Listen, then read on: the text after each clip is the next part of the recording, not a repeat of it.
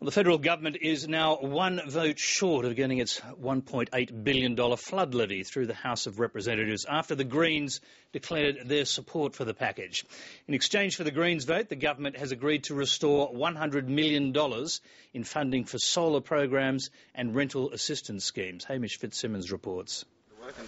Banana growers were keen to explain to Julia Gillard just what the industry's worth to the local economy as she inspected damaged banana crops in cyclone-ravaged Tully. By the time it hits the consumer's plate, it's about $900 million it's worth, directly employing 6,000 people in North Queensland. And the Prime Minister was keen to outline just how much the government wants to spend on this region.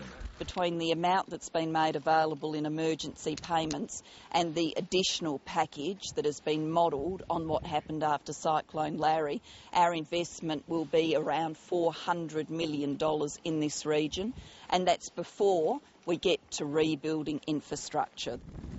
Now, the flood levy proposed to pay for rebuilding flood and cyclone-damaged Queensland and parts of Victoria is a step closer to being on dry land.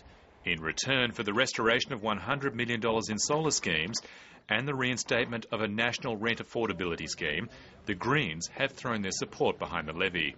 This is a win-win. This is the Greens achieving a double outcome of both the flood package becoming a reality for those people who so badly need it, but some of the negative effects of that package being turned around and made into positives.